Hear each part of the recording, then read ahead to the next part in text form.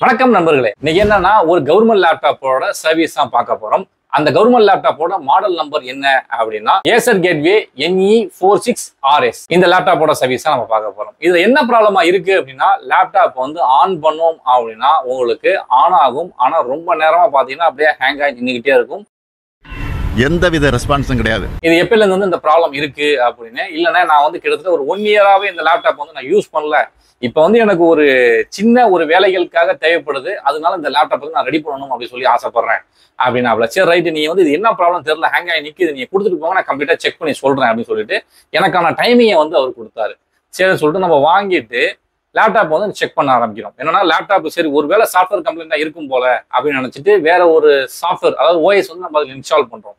வேற ஒரு OS install பண்ணாலுமே நமக்கு என்ன ஆகுது அப்படின்னு கேட்டீங்கன்னா, அந்த ஓஎஸ் லோட் ஆகிறதுக்கான டைமிங்கே ரொம்பவும் அதிகமாகுது. சரி ரைட், இது ஏன் டைமிங் அதிகமாகுது, சரி நம்ம ஹார்ட் டிஸ்க் ஹெல்த் எடுத்து நம்ம ஃபர்ஸ்ட் செக் பண்ணி பார்த்துருவோம் அப்படின்னு சொல்லிட்டு அதை ரிமூவ் பண்ணி ஹார்ட் டிஸ்கோட ஹெல்த் எடுத்து நாங்கள் செக் பண்றோம். அந்த மாதிரி ஹார்ட் டிஸ்கோட ஹெல்த்தை செக் பண்றதுக்காக என்னோட லேப்டாப்ல நான் ஃபிக்ஸ் பண்றேன். அந்த மாதிரி ஃபிக்ஸ் பண்ணும் போது என்னோட லேப்டாப்பே பார்த்தீங்கன்னா ஓவரா ஹேங் ஆகுது. அதுல வந்து 2-3 ஃபோல்டர் வந்து ஓப்பன் ஆகாம அப்படியே இருக்கு. சரி ரைட் ஓகே, அப்ப இதுல ஹார்ட் டிஸ்க் தான் கம்ப்ளைண்ட் அப்படின்னு சொல்லி நம்ம முடிவு பண்ணியாச்சு. இதை வந்து நான் இன்னும் டபுள் கன்ஃபார்ம் பண்றேன். அது எப்படி கன்ஃபார்ம் பண்றேன் அப்படின்னா, நான் வந்து வேற ஒரு புது ஹார்ட் டிஸ்கை எடுத்து, அதாவது எஸ்எஸ்டி ஒன்று நான் எடுக்கிறேன். அந்த எஸ்எஸ்டி எடுத்து ஃபிக்ஸ் பண்ணி நான் வந்து ஒரு சாஃப்ட்வேர் லோட் பண்றப்ப எனக்கு வந்து ஸ்மூத்தா லோட் ஆகுது, எந்த ஒரு பிரச்சனையுமே இல்லை. ஸோ நம்ம இந்த இடத்துல கன்ஃபார்ம் பண்றோம் இது வந்து ஹார்ட் டிஸ்க் தான் கம்ப்ளைண்ட் அப்படின்றது. ஏன்னா ஒரு சில கேஸை பொறுத்த அளவு உங்களுக்கு ஹார்ட் டிஸ்க்ல சென்டினல் டூல் போட்டு நம்ம செக் பண்ணும் பொழுது நமக்கு வந்து எவ்வளவு பர்சன்டேஜ் இருக்கு, ஹார்ட் டிஸ்க் ஹெல்த் எப்படி இருக்கு, பர்ஃபார்மன்ஸ் எப்படி இருக்கு அப்படின்றத நமக்கு வந்து காமிச்சு கொடுத்துரும். ஸோ இந்த மாதிரி கேசஸ்லாம் எப்படின்னா நமக்கு வந்து ஓப்பனே ஆகாது அப்படின்றப்ப நமக்கு கன்ஃபியூஸ் ஆகிடும். ஸோ இந்த இடத்துல வந்து நம்ம கன்ஃபியூஸ் ஆகக்கூடாது, டக்குன்னு என்ன பண்ணிடணும், வேற ஒரு ஹார்ட் டிஸ்கை ஃபிக்ஸ் பண்ணி நம்ம செக் பண்ணி பார்த்துடணும். அந்த மாதிரி நம்ம செக் பண்ணும்போது இது ஹார்ட் டிஸ்க் தான் கம்ப்ளைண்ட் அப்படின்றது உறுதிப்படுத்தியாச்சு. இப்போ நான் என்ன பண்றேன் அப்படின்னா, இப்போ வர ஹார்ட் டிஸ்க், அதாவது HDD ஹார்ட் டிஸ்க் அப்படின்பாங்க, அந்த ஹார்ட் டிஸ்க் எல்லாமே வந்து புதுசு வரது கிடையாது. எல்லாமே பார்த்தீங்கன்னா ரீஃபர் பீஸ்லேருந்து தான் வருது. ரீஃபர் பீஸ்ன்னு சொல்றதை விட அது ஒரு பழைய இரும்பு கடையிலேருந்து தான் எடுத்து வந்து கொடுக்குறாங்க எல்லாமே. ஸோ அந்த மாதிரி தான் வந்துட்டு இருக்கு. அப்படின்றப்ப நமக்கு வந்து சாய்ஸ் அப்படின்றது SSDல மட்டும்தான் இருக்கு, வேற ஆப்ஷன் கிடையாது. அதை வந்து நாங்கள் கஸ்டமர்கிட்ட சொல்றோம், இந்த மாதிரி இருக்கு, 128 இருக்கு, 256 இருக்கு, உங்களுக்கு எது வேணுமோ நீங்க அதை ஃபிக்ஸ் பண்ணீங்க அப்படின்றப்ப. ஆனால் எனக்கு வந்து ஒரு பேசிக் யூஸ் தான், ரொம்பவும்லாம் யூஸ் கிடையாது, அதனால எனக்கு வந்து ஒரு 128 போதும் அப்படின்னா. சரி ரைட் ஓகே, அப்போ நம்ம 128 போடுறோம், ஒன்றும் பிரச்சனை கிடையாது. ஆனால் இது வந்து நமக்கு 8.1 இருக்கு, நம்ம விண்டோஸ் 10க்கு வந்து சேஞ்ச் பண்ணிக்குவோம், ஓரளவு உங்களுக்கு ஒரு சில சப்போர்ட்ஸ்லாம் கிடைக்கும் அப்படின்ற மாதிரி சொன்னேன். சரி ரைட்ண்ணே அப்படின்றப்ப அப்போ நான் சொல்றப்ப அவர் என்ன சொன்னாரு, அப்போ 2GB ரேம் பத்தாது, அதை நம்ம 4GB மாத்திக்குவோம் அப்படின்னு சொல்லிட்டு அந்த 2GB எடுத்து 4GB போட்டுக்கலாம்னு சொல்லிட்டு ஒரு பிளான்ல இருக்கு. இதெல்லாம் வந்து நம்ம எஸ்டிமேஷன் வந்து அவர்கிட்ட சொல்றோம், இந்த மாதிரி இருக்கு அப்படின்றது. ஓகே அப்படின்னு சொல்லிட்டு நீங்க பண்ணுங்கண்ணா, எப்படி இருந்தாலும் எனக்கு ஒரு லேப்டாப் தேவைப்படுது, இப்போதைக்கு நான் ஒரு புது லேப்டாப் வாங்க முடியாது, இதை வச்சு நான் அட்ஜஸ்ட் பண்ணி நான் கத்துக்கிறேன், முதல்ல வேலையை கத்துக்கிட்டு அதுக்கப்புறம் நம்ம வந்து புது லேப்டாப் வந்து நம்ம வாங்கிக்குவோம் அப்படின்னு சொல்லிட்டு ஒரு இஷ்யூ சொல்லிட்டாரு. ஓகே நீங்க வந்து ஒர்க்கை ஸ்டார்ட் பண்ணிருங்க அப்படின்ட்டாப்ல. ஸோ நம்ம வந்து அப்ரூவல் வாங்கியாச்சு. அப்ரூவல் வாங்கின பிறகு நம்ம இதுல ஃபிக்ஸ் பண்றோம். ஃபிக்ஸ் பண்றப்ப இதுல 128GB SSD தான் வந்து இதுல ஃபிக்ஸ் பண்றோம். சரி ரைட், நம்ம இதை ஃபிக்ஸ் பண்ணி முடிச்ச பிறகு ரேம் ஆல்ரெடி இருக்கிறது பார்த்தீங்கன்னா இதுல வந்து 2GB ரேம் இருக்கும். அந்த 2GB ரேமை எடுத்துட்டு நம்ம வந்து 4GB ஃபிக்ஸ் பண்றோம்.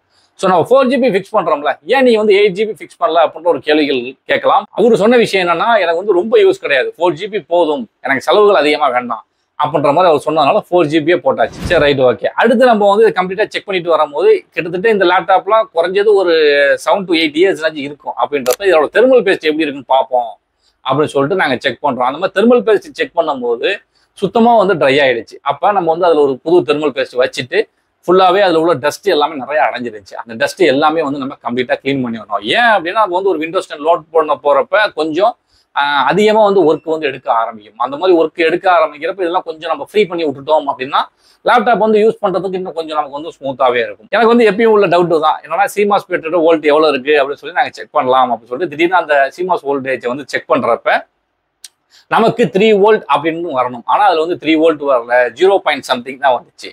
அப்ப நமக்கு இதுல சிமாஸ் பேட்டரி சேஞ்ச் பண்ணணும் அப்படின்ற மாதிரி ஆயிடுச்சு. அதுல நியூ சிமாஸ் பேட்டரி வந்து சேஞ்ச் பண்ணியாச்சு. அந்த மாதிரி சேஞ்ச் பண்ண பிறகு அதுக்கப்புறம் நம்ம வோல்டேஜ் செக் பண்ணும்போது அதுல 3 வோல்ட் அப்படின்றது பர்ஃபெக்டா இருக்கு, எந்த ஒரு பிரச்சனையுமே இல்லைன்னா இருக்குன்னு இருக்கு. அப்ப இந்த இதை ஃபுல்லாவே நம்ம கம்ப்ளீட்டா முடிச்சுட்டு இதுல வந்து சாஃப்ட்வேர் வந்து நம்ம லோட் பண்ண ஆரம்பிச்சாச்சு. லோட் பண்ணி முடிச்ச பிறகு லேப்டாப்போட பர்ஃபார்மன்ஸ் வந்து ஆஹா ஓஹோ இருக்கு அப்படின்லாம் நான் சொல்ல மாட்டேன், ஒரு மீடியம் லெவல்ல இருக்கு. ஒரு மீடியம் லெவல்ல ஒரு ஒர்க்கிங்க்கு ஒரு பேசிக் கரெக்டா இருந்துச்சு, எந்த ஒரு பிரச்சனையும் இல்லாம. ஆனா இதுல நான் 2 வேலை பார்த்தீங்கன்னா 2 ஒர்க் நான் பண்ணியிருக்கேன். அதை வந்து கஸ்டமர்ட்ட அப்ரூவல் வாங்கல. என்னென்ன வேலை பார்த்துருக்கேன்னு உங்களுக்கு தெரியும். ஒன்று தெர்மல் பேஸ்ட் வச்சிருக்கேன், இன்னொன்று CMOS பேட்டரி வச்சிருக்கேன். அதை வந்து நான் சொல்லிக்கிறேன். அவங்க ஃபோன் பண்ணி நான் கால் பண்ணி சொல்லிட்டேன், சார் அது வந்து எக்ஸ்ட்ரா நான் வந்து சேஞ்ச் பண்ணியிருக்கேன் அப்படின்னா, ஓகே சார் நல்ல விஷயம்னா நீங்கள் சேஞ்ச் பண்ணுறதுனால தப்பு இல்லை. அப்போ அதாவது நம்ம ஒரு விஷயத்த சொல்றதுனால தப்பு கிடையாது. நம்ம ஒர்க்கை வந்து கம்ப்ளீட்டாக முடிச்சுட்டு சார் இதெல்லாம் நான் செஞ்சிருக்கேன் அப்படின்னு நம்ம சொல்றது வந்து தப்பு கிடையாது. அவங்களுக்கு வந்து ஒரு ஹாப்பியாக தான், நம்ம செய்யாம தான் விட்டுறக்கூடாது. ஐயோ நம்ம சொல்லலை, அப்போ நம்ம வந்து CMOS பேட்டரி வந்து மாற்றக்கூடாது, அப்படியே வச்சிருவோம் அப்படிலாம் வச்சே கூடாது, மாற்றிடணும்.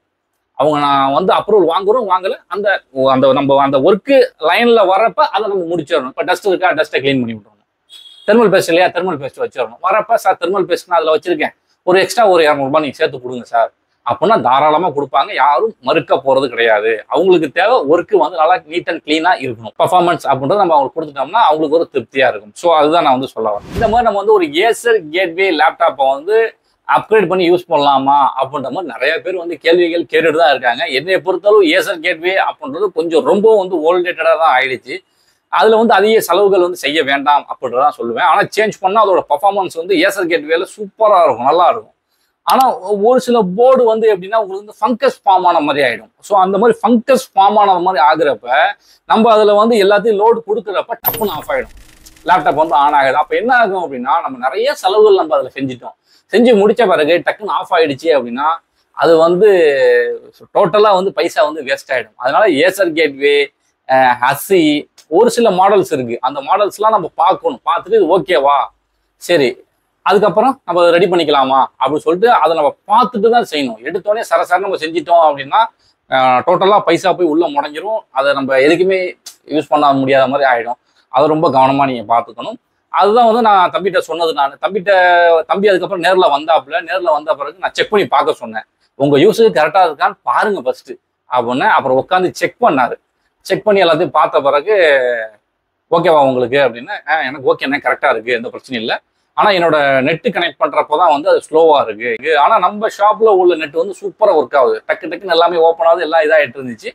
அப்புறம் அந்த தம்பியோட மொபைல்லேருந்து ஓப்பன் பண்ணுறப்ப அது ஒர்க் ஆகலை, எப்படின்னா ரொம்ப ஸ்லோவாக இருந்துச்சு. அப்புறம் அவர் நண்பர்கிட்ட ஃபோன் பண்ணி கேட்குறப்ப அவர் வந்து ஒய்ஃபை டேங்கிள் ஒன்று வாங்கி போடு, நல்லா ஃபாஸ்ட்டாக இருக்கும் அப்படின்னு. அப்புறம் நான் சொன்னேன் ஒய்ஃபை டேங்கிள்லாம் காசை போட்டு வேஸ்ட் பண்ணாதீங்க, ஒய்ஃபை டேங்கிள் வந்து நம்மள்கிட்ட இருக்குது, இந்த அதுக்கு பாருங்க நம்மள்கிட்ட ஒய்ஃபை டேங்கிள் இருக்குது, இருந்தாலும் வேணாம் தம்பி அதெல்லாம் நல்லா தான் ஒர்க் ஆகுது. என்னன்னா என்னோட ஒய்ஃபைல நல்லா ஒர்க் ஆகுது அப்படின்றப்போ உங்களோட மொபைலில் கூட ஃபால்ட் இருக்கலாம்ல, அதில் உள்ள ஒரு ஏதாவது டவர் ஐசி ஏதோ ஒரு கம்ப்ளைண்ட் இருக்கலாம்ல. அதனால நீங்கள் வீட்டுக்கு எடுத்துகிட்டு போங்க, இல்லாட்டி உங்கள் காலேஜுக்கு எடுத்துகிட்டு போயிட்டு ஒரு 4-5 மொபைலில் வந்து கனெக்ட் பண்ணி பாருங்கள் தனித்தனியாக உங்கள் ஃப்ரெண்ட்ஸோட. அதில் நல்லா ஃபாஸ்ட்டாக இருக்கான்னு பாருங்கள். அதில் நல்லா ஃபாஸ்ட்டாக இருந்துச்சு அப்படின்னா உங்கள் மொபைல் தான் கம்ப்ளைண்ட்டாக இருக்கும் எனக்கு தெரிஞ்சு அப்படின்னு சொல்லி அவர்கிட்ட சொன்னேன். இது வேஸ்ட்டு அப்படின்னா அப்புறம் திரும்பி அவர் ஃப்ரெண்டுக்கிட்ட ஃபோன் பண்ணி சொல்லிட்டார், இல்லை அண்ணன் வந்து லேப்டாப்ல எல்லாமே கரெக்டாக இருக்குன்னு சொல்லிட்டாங்க, என் மொபைலில் தான் ஏதோ ப்ராப்ளம்ன்ற மாதிரி சொல்கிறாங்க, அதனால நம்ம வந்து ஒரு 2-3 மொபைலில் கனெக்ட் பண்ணி பார்ப்போம், இல்லை அப்படின்னா நம்ம வந்து டேங்கிள் வாங்கி ஃபிக்ஸ் பண்ணிக்குவோம் அப்படின்ற மாதிரி அந்த பையன் வந்து அவங்க ஃப்ரெண்டுகிட்ட வந்து கால் பண்ணி உடனே சொல்லிட்டாப்ல. எதுக்கு சொல்ல வரேன்னா ஒரு சில செலவுகள்லாம் நம்ம வந்து தவிர்த்துக்கணும், என்ன தேவைகளோ அதை நம்ம வந்து எடுத்துக்கணும். ஸோ இந்த சர்வீஸை பொறுத்தவரை நம்ம வந்து கம்ப்ளீட்டாக இப்படி தான் முடிஞ்சிருக்கோம். உங்களுக்கு இந்த வீடியோ பிடிச்சிருந்துச்சு அப்படின்னா லைக் பண்ணிக்கிங்க, உங்களோட ஃப்ரெண்ட்ஸ் அண்ட் ஃபேமிலிக்கு வந்து நீங்கள் ஷேர் பண்ணுங்கள், மறக்காமல் சப்ஸ்கிரைப் பண்ணிங்க. தேங்க்ஸ் ஃபார் வாட்சிங்.